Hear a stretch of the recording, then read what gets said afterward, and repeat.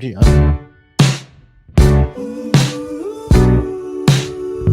It's a Bitcoin podcast.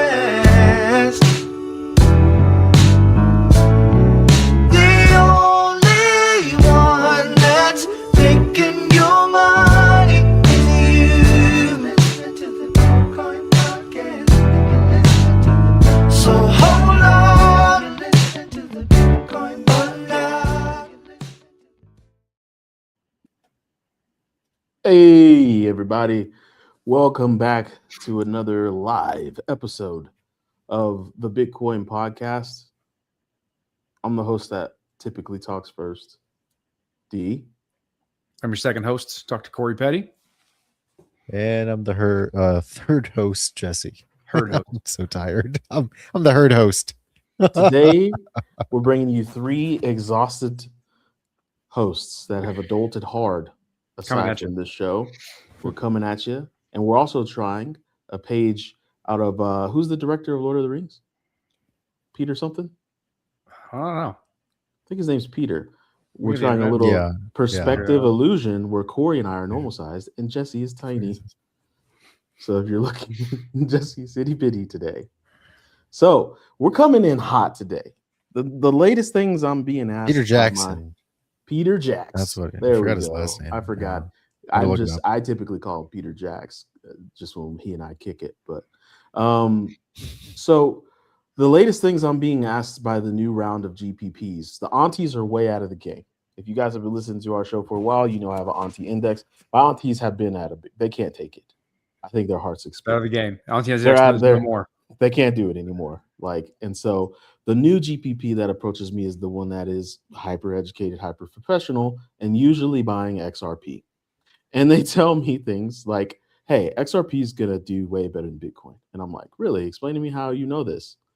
And they're like, well, I just listened to a podcast and they said that Bitcoin is going to be made obsolete by quantum computing. And I say, given my cursory knowledge of quantum mechanics that I've learned just from that man right there that you're looking at, Dr. Corey Petty, who actually studied the shit and has a dissertation. Card-carrying quantum physicist. Yeah. Yes, he's a card-carrying quantum physicist and has a dissertation and wrote a dissertation about I can only say to the layman's it's like electron teleportation. That's all you need to know. It's actually like 20 words long, but that's how I digested it as a layman. Now, so this all comes to a head with this tweet by Mr. Wonderful himself, where he says, and I will read verbatim. Blow that up. That's way too small. Blow that up. How can I make it bigger? Do I just need Control plus. If you're on Apple, the command button plus. Oh, okay. Oh, that's what you mean. I thought you meant give it a bigger screen. Okay. That. Can Yeah. y'all? Is it good now? It's good. Yeah, it's good. He said, Mr. Wonderful himself, Bitcoin just took another brutal correction down 50%. And no, this isn't the first time we've seen this movie, but something bigger is happening underneath the price action.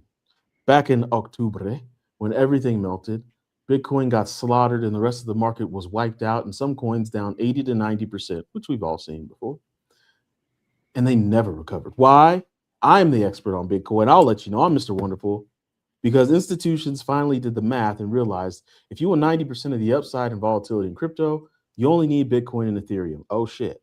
Almost something like we've said, a few times back in the day. Everything else is just poo-poo coins. He's unwilling to call them shit coins, but we have a podcast. We said whatever the hell we want. Everything else is just shit coins, worthless. And they got dumped accordingly. I'm still long Bitcoin. Long, for users that you don't know, means he thinks the price is going to go up. But there's a new concern floating around now. Quantum computing. Bum, bum, bum, bum, bum, bum. Can someone hit a sound effect, or we're not being that cheesy tonight? I don't do those sound effects. They're not very good. Mhm. Damn. Y'all didn't listen to enough morning radio on your way to school in the Crash. morning. God, I'm the 97. crazy doctor. Crazy. Okay, the idea that a quantum computer could eventually break the chain is making institutions hesitate, as hezzies, the kids would say, but hesitate. And until that gets resolved, don't expect them to go beyond a 3% allocation. They'll stay cautious, they'll stay disciplined, and they'll wait for clarity. That's the reality. That's what my man said. That's what the Muppet looking dude said. Mr. To the Wonderful. world. So I thought, you know who would probably have great opinions about this? Someone who knows quantum physics. And crypto. And here he is, audience. Let's get an educated opinion about quantum compute's threat to crypto. Yeah, so we actually talked about this a while ago. I think a number of times. I may have even written an article about it. I'll have to go look. But like, he's not 100% wrong here. It's a cause for concern. Let me tell you why. So like right now, if you look at the total supply of Bitcoin, a good portion of that Bitcoin is considered gone and lost and can never be recovered because those keys are lost. And this includes Satoshi's coins. We assume Satoshi won't move those coins because he's dead and gone. He hadn't done it yet. And so for most, when you look at the price action or what's priced in, it usually has to do with like the circulating supply. And all of those old coins that have basically been locked away or haven't moved or can just consider dead. They're not priced in anymore. Specifically Satoshi's coins, which is a massive amount of the total supply. Quantum computers can break that. They can break the access to his private keys and then move those coins, which then has a drastic inflation of whoever gets access to those things. And so without breaking any rules, without breaking consensus, without doing anything, you can just break the private keys of these public keys. Because like the whole idea of you put your public, like your address is basically a derivation of your public key. Like your public key is on the chain, is the assumption that the derivation of the public key is what's called a trapdoor function, meaning that like it's a one-way function. Private key, you can get a public key from a private key, but you cannot go the other way. You can't derive a private key from a public key. And quantum computers for this type of encryption breaks that assumption.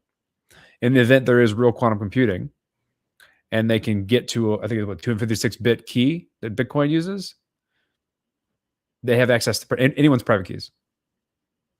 I see. Across the board. And so what needs to happen is the network needs to update the cryptography, and everyone then needs to move their tokens into a new wallet that's based in this cryptography.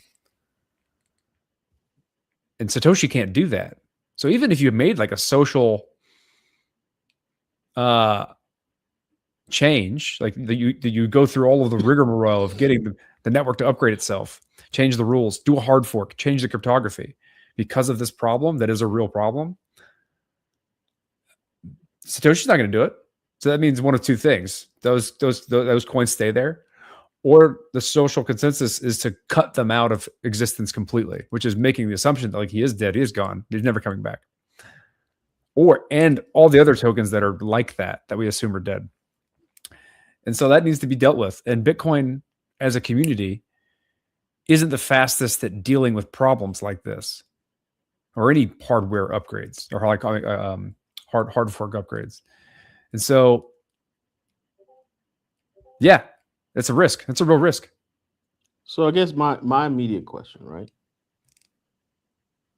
is just 3-4 years ago, and maybe this is just, hey, time flies, tech does too, but you were saying, hey, quantum computing needs to go very, very far before it can threaten these algorithms that secure the world. It's right now a very singularly focused technology where like you have to really, really define the problem. It's not a general use case thing. It's like we don't even know if we can possibly scale the systems that run these things. You know, like we don't know if it's physically possible. So like quantum computing as a theory is correct. It works. The idea of it works. The problem is we can't build machines that implement that theory big enough to scale up the size of the problems we can solve that have any impact that matter. So like that's what I mean. Like if you need to have a really, really, really big quantum computer, far bigger than we can get to so far, to then break the number of bits in private keys of Bitcoin. And like so there's still a potential limit that we don't know exists where we physically cannot build these types of computers this big. due to like quantum coherence and like keeping these things stable because they're really hard to keep stable. So it might just be that we can't go that big doing quantum computing.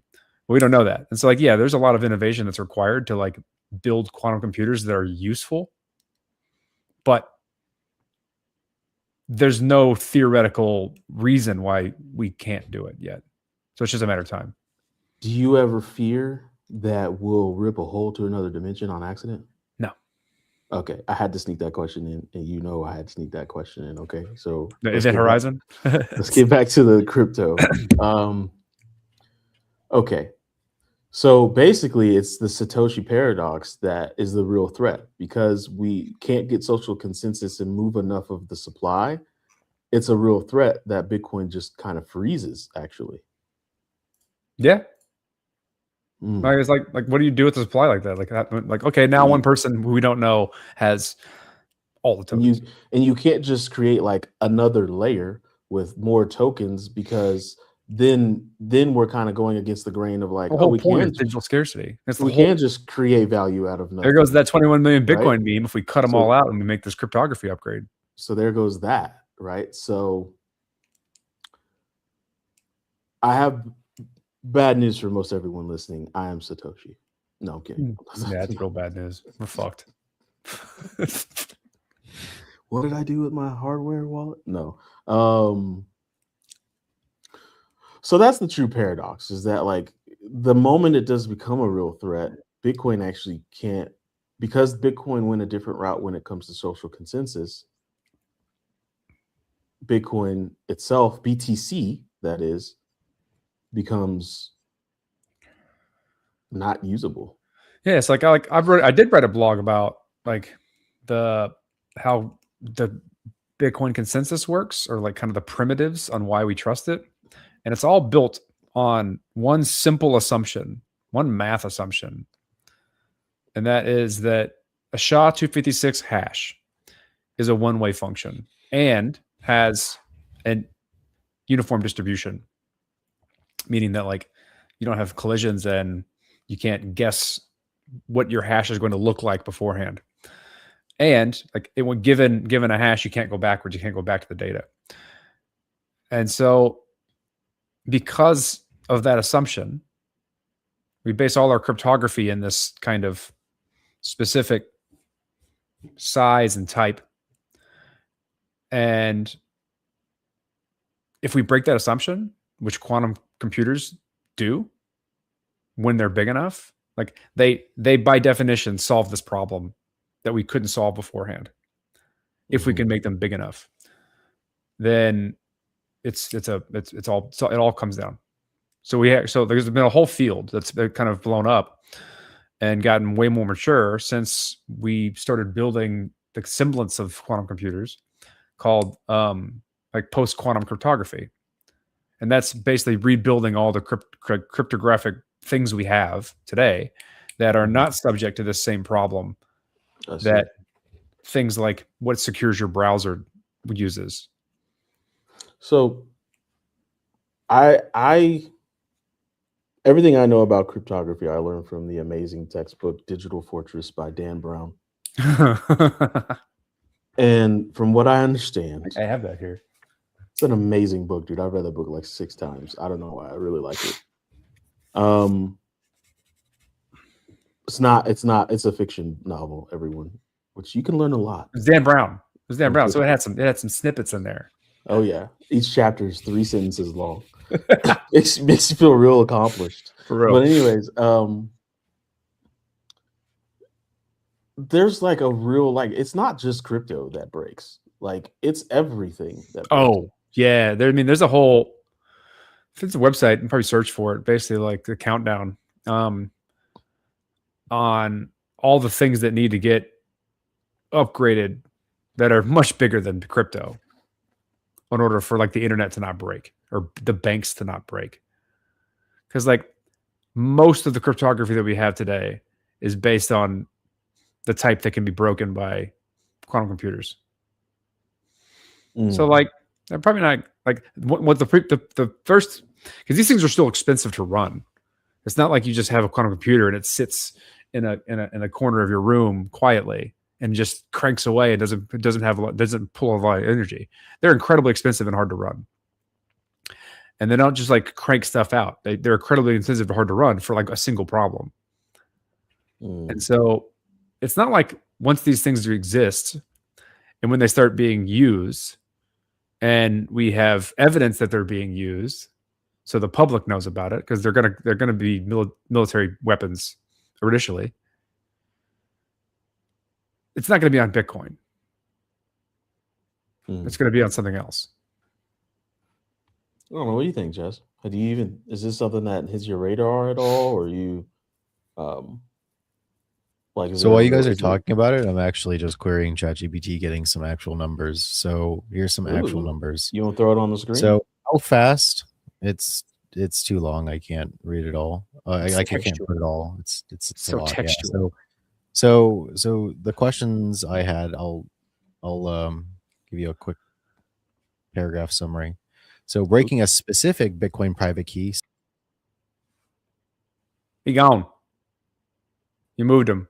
D, you're moving him. I pushed too many buttons. I apologize. Okay, so just in a nutshell, even if you had a quantum computer, you couldn't brute force all of the private keys in the entire Bitcoin ecosystem. It would take more time than the universe. All of them, no, but you could brute force some select. So you could do one. Yeah, if you do one, right, you would for specifically Shor's algorithm would take about 2,330 logical qubits for a 256-bit prime field elliptic curve discrete log or ECC discrete log, but turning that into something that works in practice likely means millions plus like more than millions of physical qubits.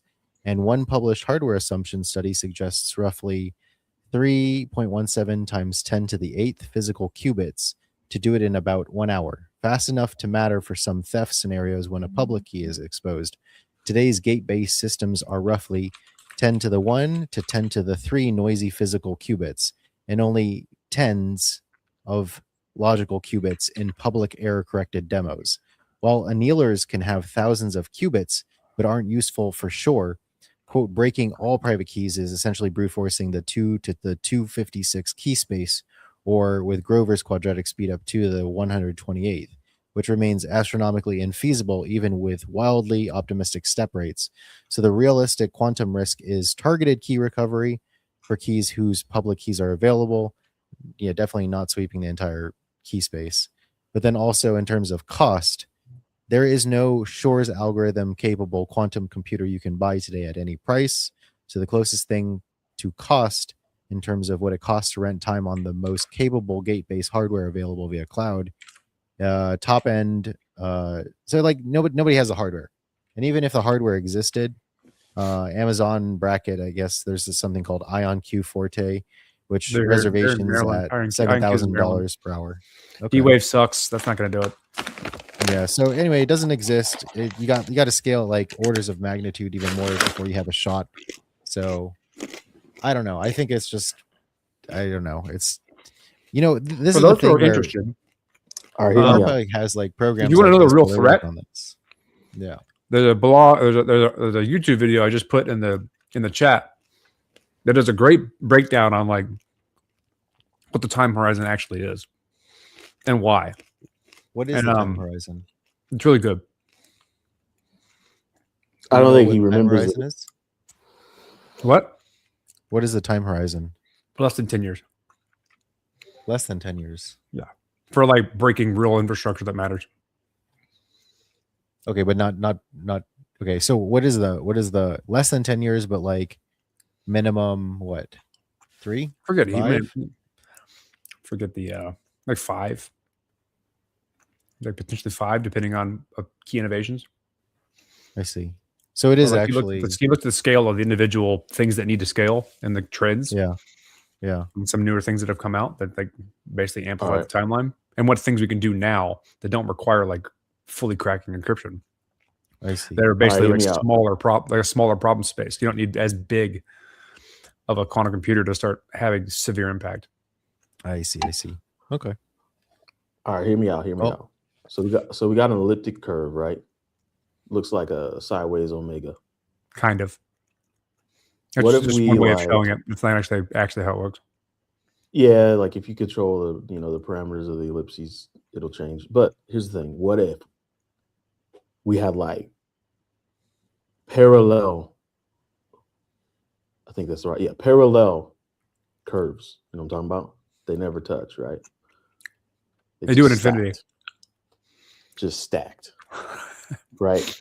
And you've got your PK on this one, but then you've got these like PK primes. They never intersect, but they're just right there, like imaginary numbers. You know what I'm talking about? They're there. They're You're math. imaginary You have PKs. a math degree. That's why I'm spitting like this. Hmm. All right. It's We got painful. imaginary elliptic curves just stacked, right? What if, the computer cracks this one, but nah, you didn't crack the real one. You cracked a fake imaginary PK. Got your ass, quantum computer. Write it up. Let's put it in archive. Hey, is that even possible? Like, I You mean, said a bunch of no. I didn't say a bunch of bullshit. I mean, you could have parallel ellipses that like, or would they be orthogonal? They're parallel, right? Ellipses. Yeah, like an oval here and an oval here, and they're parallel. They're like Elliptic curves are not like that. elliptic curve. It exists in X, Y, so it is kind of like that. No, they're It's not a function, but it's like still modular arithmetic. yeah, but you can draw an elliptic curve and then draw another one, and you have two pieces of paper above each other, and they could be, I think those are what pairings are, which is a part of it. I mean, just like an imaginary number, right? You got the parabola, but it's just not imaginary numbers are. Yes, like you've got the parabola, it's just not intersecting the x-axis, so the imaginary intersection is up here. Duh. Right. Anyway.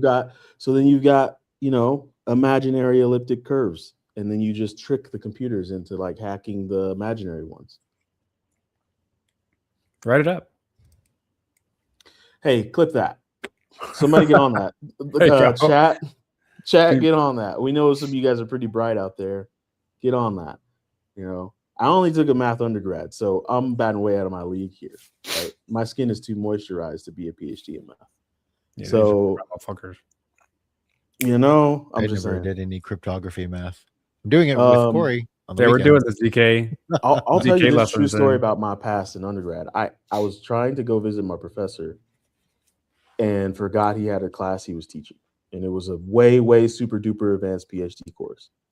And so I was like, well, let me just slide in here real quick. I'm good with my professor. He won't mind. So I slid in the class, and there were math symbols on that board. I swear to God, it looked like Stargate.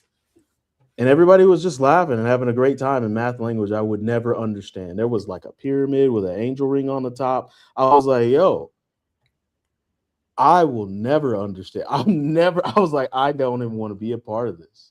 Was it an upside down A? Or was no, it it was like an upside down V with like an angel ring around the top. And I was like, that was one of the symbols. V with angel ring on top. ChatGPT. That was like one of the symbols. And I was like, what? It was like Stargate. Sure it wasn't a vector? Like a vector V? I'm 100% sure it wasn't a vector. It was a symbol that immediately made me think of Stargate and was like, oh, this is possible. Was it a gradient symbol? Dude, I don't know. Put it on the screen. Adele. Yeah. Put it on the screen and I'll show you if I saw Adele. it. I got a pretty good memory these days. How do I do that? Get out of here. Push the plus sign and then I'll throw it up here. Let me get mine out of here. Plus sign. What plus sign? The plus sign at the bottom that has the screen on it. Oh, you want me to share my screen? Oh, yeah, okay. I want you to... Let me open a Google. Who knows the kind of sickos that are tuning into this thing. Excuse me. Sorry. Probably. The Laplacian is the partial derivative of a vector.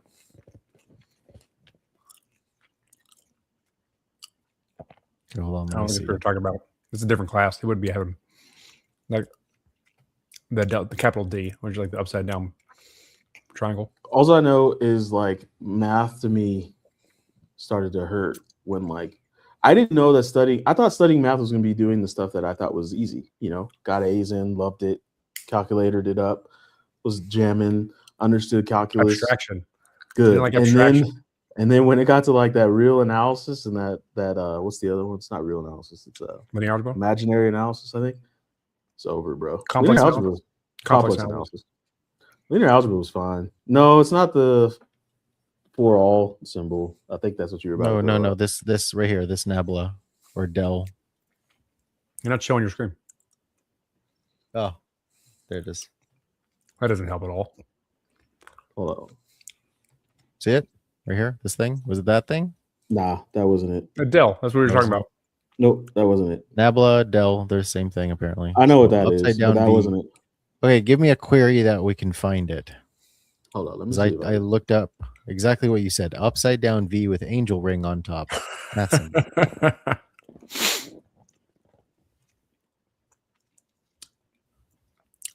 I can say upside down pyramid. Try that.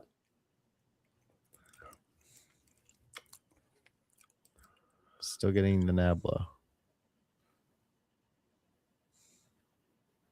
Yeah, we got nothing here. I swear to you, I'll find it and we will talk about it one day. But Okay. I just know that crypto stuff. I had never seen it before. I mean, it's crypto stuff. Crypto's Right. math, right? We math hard. Go back to So, this. Oops. So long story short, right? Bitcoin, quantum gets into Bitcoin's biz. Bitcoin goes defunct. Crypto as a concept isn't going to go away, especially if humanity has adopted it. Forced The only ones adoption. that will maintain value though are going to be the ones that. I mean, that's to be fair. I mean, not kill it because like the network is still upgraded. We're just going to have old coins that are going to be compromisable. So that's kind of like the whole DAO situation where we're like a portion of the economy is like nefarious actors, and then they have this massive amount of funds now. So like there'll be a huge price hit, but like it could recover. Yeah. But like no one's gonna. It's so unknowable when that would happen.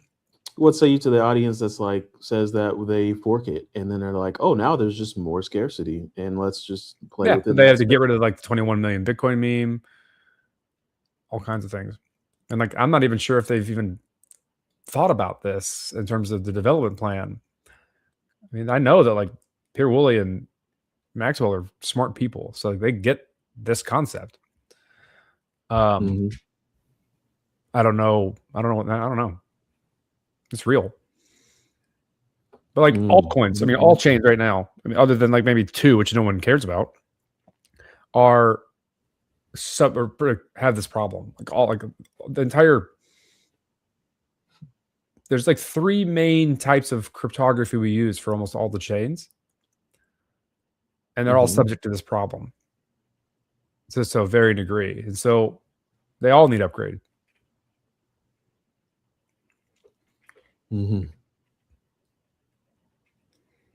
Well, I think so. This is a little bitty sidebar and a hard subject change, but I got to talking with my Hefe, and we got to talking about adoption and crypto. He laid it all. It was crazy. I had a new project manager on this job I'm working, and he was like, "So I heard you're into crypto," and I was like, "Yeah, man, I'm kind of into it." He's like, "Yeah, I googled you. You're into it." And I was like, "Well, yeah."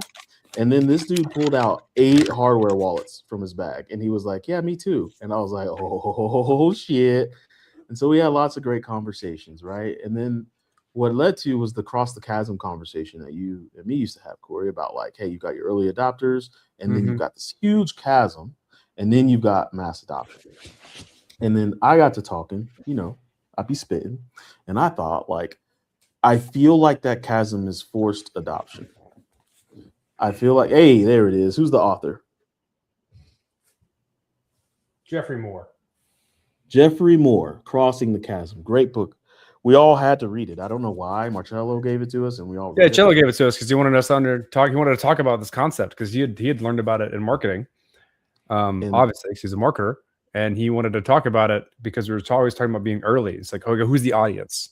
Who should we care about? This type of thing. And that was what. So he sent us this book, and we all read it, and we talked about it. And so, obviously, we struggle with our specific audience we talk to, but I feel like we talked to a few. But I feel like the chasm is forced adoption, right? And this is I started to spit, and I was like, listen, we already know banks have the regulation to open up wallets. We already know banks have the regulation for custody. We know that they're currently building the processes for yield to flow into their coffers, or if they weren't doing that, then they wouldn't be threatening Coinbase to lower their USDC yield, right? Like we know these things are happening in the background. And so I was like, that forced adoption is going to be banks simply one day you log into your Chase Bank app, your Wells Fargo app. Hopefully it's not Wells Fargo because they're going to steal your money. They are Oof. criminals for the most part. Or your sorry, I don't mean to say that. You guys probably hear that and you'll sue me. Wells Fargo, you're not criminals. You just very often They've done some criminal shit. get found guilty of very large crimes. Criminal shit. But there's gonna be a crypto wallet in there. You're gonna say, hey, congratulations, you're in the crypto game now, and we're gonna help you get into it. Fund your wallet. And you'll say, okay, cool. I'll just take some out of my bank account. It'll go in there. And then it keeps happening a little bit over time. What happens is they need money to flow into those wallets because they need money to circulate. They need liquidity. They need velocity. So then they're going to say things like, hey, we'll give you a 5% increase on your money if you direct deposit directly into here. We'll give you USDC. They're going to force this adoption on people to use these systems and networks that they've designed, right? And one, I think it sucks, but two, I think it's kind of inevitable. Yeah. I mean, yeah. It's like an enshittification of all technology is inevitable as it grows. What did you say? What was that word? Enshittification. It's a Cory Doctorow term. He's a we had him. We interviewed him. Yeah. We've interviewed him a number of times. Yeah. But the enshittification. He's been an advocate for, the internet staying the internet and not being co-opted. Would you guys partake in what? In that forced adoption? I mean, it depends, right? It's like if it's a part, like I have a bank, I use a bank account.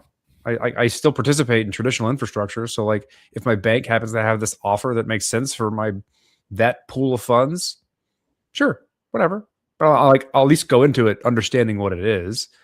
And it's not really crypto. It's just using some of the words and the technology, but in a permissioned way. It's not going to be like crypto a la permissionless, open, jurisdictionless networks. Right? And so I'll just use it knowing what it is if it's beneficial to me. Sure, whatever. Doesn't matter to me. Because it's like at the end of the day, if it still makes traditional finance infrastructure better, hopefully some of that gets passed down to me, but at the very least, maybe it's faster. I don't know.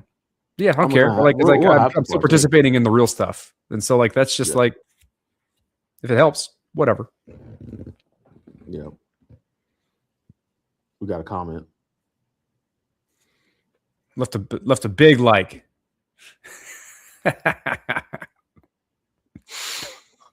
All right. Coming in hot. Thank you, Warrior Inc. I think what's crazy is that, like, when we started this venture so long ago, I had no idea that, what is it, going on 11 years later, we'd still have things that were intriguing and could discuss about Bitcoin and crypto in general. Like, that to me is just a testament to how amazing this stuff is. But I don't know. All the stuff is very interesting, and if you find yourself very curious about crypto like we are, you should join the Discord. What is it at? Oh, no, that QR that doesn't work anymore, right? No, you gotta make a new one. I didn't put a new one in there. In fact, let me just get rid of the old one. Yeah, I can whip up a new one. There's no such thing as a static Discord. Jesse's young Jamie over there doing things. Jesse, I'm not gonna lie to you. You make a very good Jamie. I don't know how I feel about that. Well, not like not like the bad ways, but like in the good ways. Like it's only going to work if we tell you to look something up and then in a shitty way tell you exactly the words to use to write into Google. Mm-hmm. Like Joe Rogan does. It's comedy. No, don't search it that way. Search it the way that I'm right. And then and then you don't have to worry. So sorry, we're gonna get a Discord QR code up for you guys if you want to join our Discord. If they ask you to give your ID, just don't join. I don't Just know what don't that's join. about. Yeah, I don't know what that's about, dude. Like for real, like I'm legitimately thinking like, how am I gonna communicate with my friends if, I don't know because I'm not giving them my ID. That's for if damn I don't sure. give them my ID, right? Like, I mean, I'm clearly an adult. I'm not in the adult Discords. I don't want to use Discord that way.